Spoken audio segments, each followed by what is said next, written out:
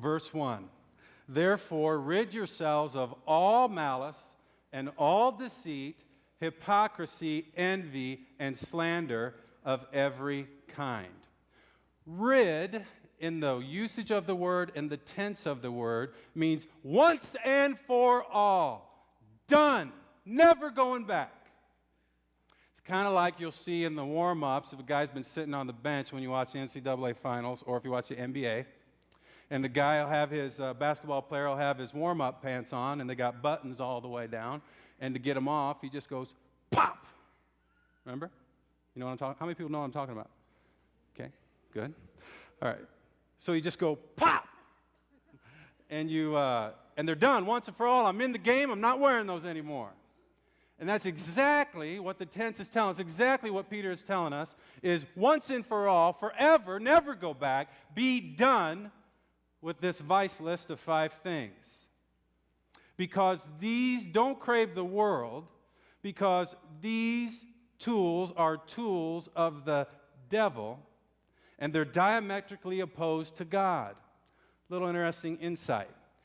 This list is used in Ephesians, or one like it, in Colossians, and in James. And scholars think that this was a list that would be recited at baptism. When new believers would get baptized, they say, I'm done. I'm done with malice, deceit, hypocrisy, envy, and slander. And they'd recite that. But here's what I found so interesting. These words are used in the Bible in the New Testament primarily for the religious. Not the loose women, not the people who are hanging out at the taverns, nothing like that. Almost always used for the religious, for the hard-hearted, for the proud, for the legalistic. Jesus makes this really, really clear. He targeted the list toward religious hearts where cravings reside. Look what he says to the Pharisees and the teachers of the law in Mark 7, verses 8 and 9. Mark 7, verses 8 and 9. Jesus says, you have let go of the commands of God and are holding on to the traditions of men.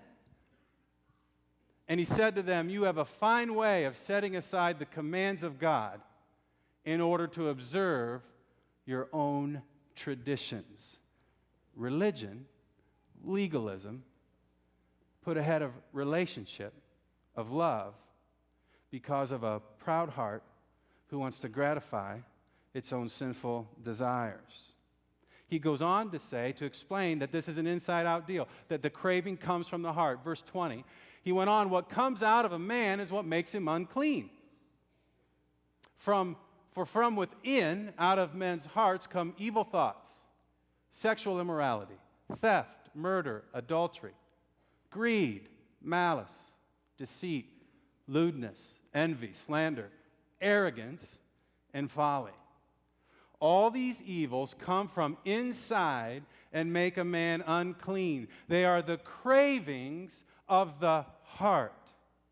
And people who take their faith seriously, religious people, the danger zone is that you end up craving the world and you build your list of theology and traditions and end up shutting people out to the kingdom of God, as we see, including yourself. So let's just look quickly at what these 5 things mean. How craving the world is an enemy to craving the word. First, malice. If you want to jot it down, malice is the desire to do evil to another. It's the desire to do evil to another. The law says, our law says, malice and aforethought. You determined in advance that you were going to do evil to someone else. I found that phrase, malice and aforethought, in the law of the Bible. Very interesting, all over the place. Malice and aforethought, the desire to do evil. You say, oh, come on, I don't do that. And you're doing it to gratify your sinful desires.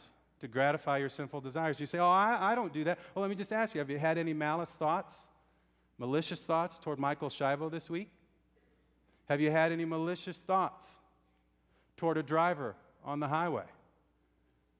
Have you had any malicious thoughts toward a spouse, toward a referee, toward an opposing team, toward a competitor, toward a vendor, toward an employee? Have you?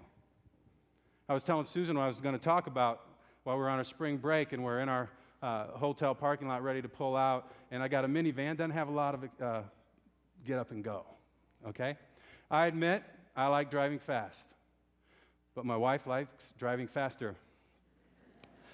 But I have really kind of backed off by having all my kids in my car. If all my kids are in my car, including the baby, I've been a lot more careful, especially when I'm in a minivan, a rented minivan with no pickup. So I'm getting ready to pull out of the hotel, and there's a car off in the distance, and then there's another one, and I typically would have gone, okay? You got to know that. But I decided to wait for that one last semi to come by, and two young teenagers behind me kind of go, beep, beep, whoom, go right around me, go right around me on the thing, reckless driving, the whole deal. Susan looks at me and goes, how's that malice treating you now, But Peter says, once and for all, gone, done. I don't even entertain it. Deceit is to trick with to gratify your sinful desires, to trick another with bait, with a hook in it, or a trap, kind of like when we're catching fish, or trying to. We put the bait on the hook. Deceit's telling partial truths in order to gratify my sinful desires. It flows from a malicious heart. This is kind of a progression. Have you done that this week? Did you just kind of twist something just a little bit to get what you wanted?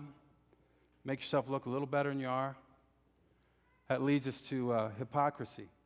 Hypocrisy is really to judge down or to judge under or over. It's to say that it really means to pretend. A hypocrite was an actor. Jesus used the phrase exclusively for the religious, for the Pharisees, because what an actor does, what a pretender does, what a hypocrite does, is he has a mask as if he's in a play, and he communicates something through that mask, but behind the mask it's totally different. It's a worldly heart cloaked with the Word. It's a worldly heart cloaked with the Word. I'm pretending. This week, last couple months, have you ever pretended that you were more religious than you are? Peter says once and for all, done. Don't do that.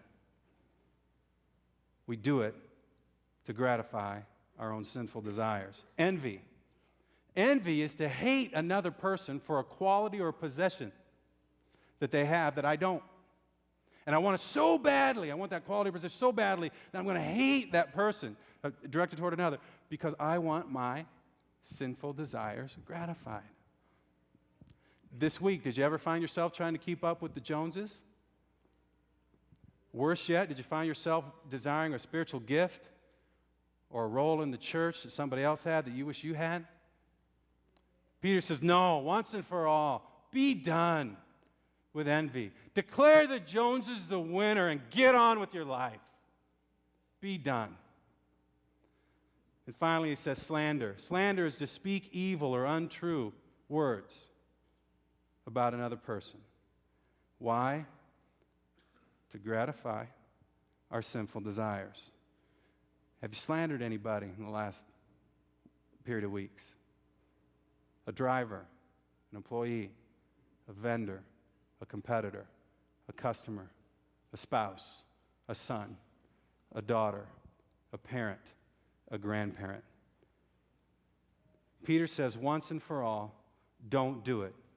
And I think it's a cycle that malice is where it all starts. And then I have to deceive because of my malicious heart. And then I pretend that I'm more religious than I am. It's hypocrisy. And I want what somebody else has, and that's why I'm doing all of this. And then it comes out of my mouth. Of the abundance of the heart, the mouth speaks. Why shouldn't we crave the world? If you want to write it down, it's because the world chokes the word. The world chokes the word. Jesus made this really clear in a parable. It's the parable of the sower, and the sower sowing seed, and the seed is the word of God. And he says in Mark 4:19, Jesus says, "But the worries of this life, the deceitfulness of wealth, and the desires or the cravings for other things, things other than the word, come in and choke the word, making it unfruitful."